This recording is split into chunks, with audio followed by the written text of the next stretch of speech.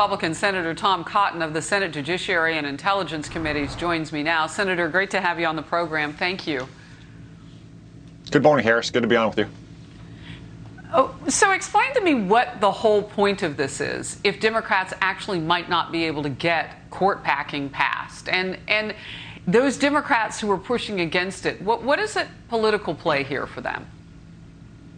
Well, Harris, the whole point is a Democratic power grab. The Democrats are angry they don't have a liberal majority on the Supreme Court, and they want to add 4 justices, shockingly, the exact number they would need to get Democratic-appointed justices into a majority on the court. Now, they may not be able to pass this in the Congress right now, in part because the Senate is evenly divided, but part of this is the Democrats trying to push the boundaries of what is possible. So if they win larger majorities at some point in the future, they'll put more pressure on their colleagues to vote for this and ultimately to pack the court. You've seen that some from the Obama era to the Biden era. And when Obamacare passed, they were very explicit they weren't going to provide health care to illegal aliens. In the campaign last year, that was the conventional position, though, for all Democratic candidates to include Joe Biden. That's why it's so essential that we denounce it today as an illegitimate attack on the foundational principles of this country, the rule of law and constitutional government, and that we win back the House and the Senate next year to make sure it has no chance of happening. Well, look, as you read this and you start to understand, I mean, when we saw Speaker Nancy Pelosi, we carried it live here on Faulkner Focus, simply say she has no intention at this point of taking anything like this to the floor. I mean, that took some of the wind out of the sails. Just a few minutes later, Democrats were announcing the bill. So, you know, again, it is this intimidation to the court from Democrats. Like, oh, they may not get their way, but can they intimidate the court by pretending that they might?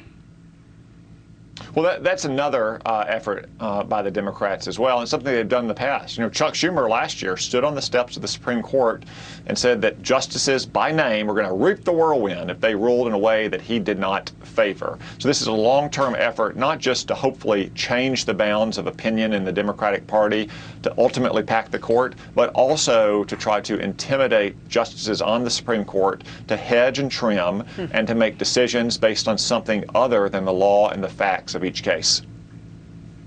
I just remember some, including Joe Biden, pushing against that maneuver that FDR was accused of, and Ruth Bader Ginsburg, the late justice, said no, 9 are enough. I mean, people from the left side of the aisle said that this would be such a bad idea, a dangerous idea. I just wonder what has changed for them. Well, it's changed. They're drunk with power, and they'll do nothing to try to seize more power and more control over the lives of Americans. You're right that Joe Biden has taken the position that we shouldn't expand the court.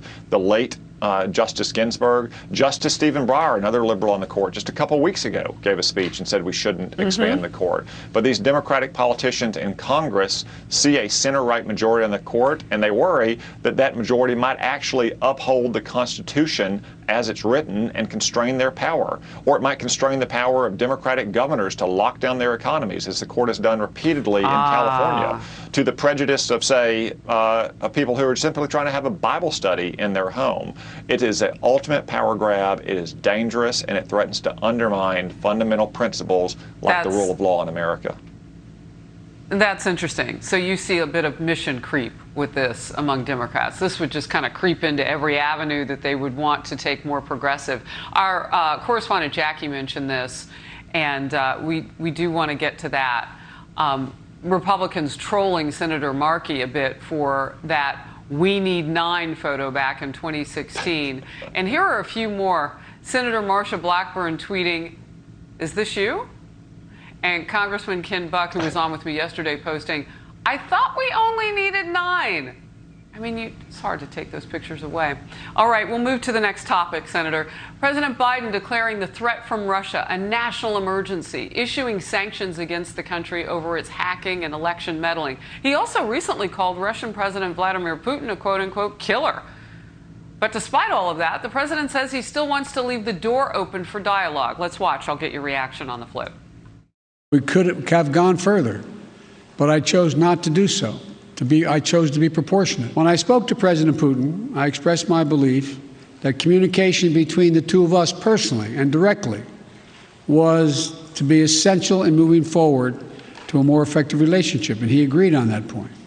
To that end, I propose that we meet in person this summer in Europe for a summit to address a range of issues facing both of our countries. Russia has responded with this. Such aggressive behavior will undoubtedly trigger a resolute retaliation. Washington should realize that it will have to pay a price for the degradation of the bilateral ties. What does that mean? Senator? Well, it means that Joe Biden, in that very speech, announced that he was employing half measures, that he could have gone farther, but he didn't. Look, if he really wanted to punish Russia for something like the SolarWinds hack into so many of our companies and into our government, if he really wanted to send a message, he would have shut down Russia's pipeline to Germany. It's in the final stages of development. It is the most important foreign policy objective in Russia right now to get that pipeline finished so they can sell gas to Germany. It is terrible that Germany is doing this to our NATO allies in Eastern Europe. But Congress has given the administration the tools on the books to impose sanctions on the Russian firms who are finishing that pipeline, on the European firms who are financing it and ensuring it. They should have been imposed months ago to stop the final miles of this pipeline being built. Yet Joe Biden didn't mention it yesterday. He didn't impose sanctions on it. And I have reports that his administration is dragging its feet on it. That's the way you would have actually punished Russia for its activities. That's the way you would have sent the right message. But as Joe Biden admitted, this is nothing but half measures. Yeah, so interesting. You've just given us a tangible way to take a look at whether or not this president is serious in this matter. We'll move to this. The U.S. intelligence community is backing off reports from last summer that Russia put bounties on the heads of U.S. troops in Afghanistan. An official says there is only low to moderate confidence now in those reports. A New York Post op-ed with the headline, "The Russian Bounty Story was one more deep state attempt to hurt Trump." Democrats, including President Biden, attacked President Trump for not acting on the report, which he called a hoax. Here's Jen Psaki on that, press secretary. Does the president have any regrets for how many times he attacked President Trump on the campaign about this issue for not taking action related to the Russian bounties? Well, I'm not going to speak to the previous administration, but I will say that we had enough concern about these reports and about the targeting of our men and women serving, the men and women who are proudly serving around the world, that we wanted our intelligence community to look into it. Senator, what is your reaction to this retraction, basically? Well, Joe Biden owes President Trump an apology. Joe Biden used that line of attack multiple times in the campaign to include in the presidential debate. I remember when it first surfaced last summer, I was open-minded to it. It sounds like something that Vladimir Putin and the Russians would do. But I sit on the Intelligence Committee, I reviewed it carefully, and again, I could not see where these reports in the media were coming from. And we now have the Biden administration itself confirming that they only have low to moderate confidence, which is pretty low in terms of the intelligence community's assessments. So Joe Biden really owes Donald Trump an apology, as does Kamala Harris and every other Democrat that attacked him on the basis of unsubstantiated media reports. Before I let you go real quickly, and you alluded to this, but low to moderate confidence in intelligence, what does that even mean? Then why even float this stuff out there? How did this get going if, in fact, once you and others took a look at it, there was not enough there?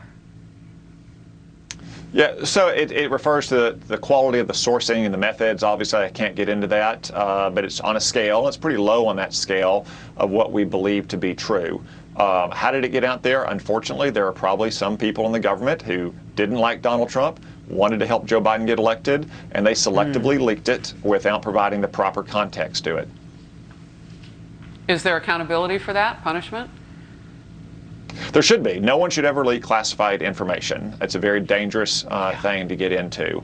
And the government needs to take more steps to try to ensure that, on the one hand, people who leak classified information are being punished, but also that classified information truly is classified. We have an overclassification problem in some cases. We shouldn't have so much information that is under classification standards. But when the stuff is really classified, when it is truly sensitive, there need to be consequences for leaking it. Senator Cotton calling on the current president to apologize to the former president over this. We'll see what happens. Thank you. Good to see you. Well, thanks, Harris.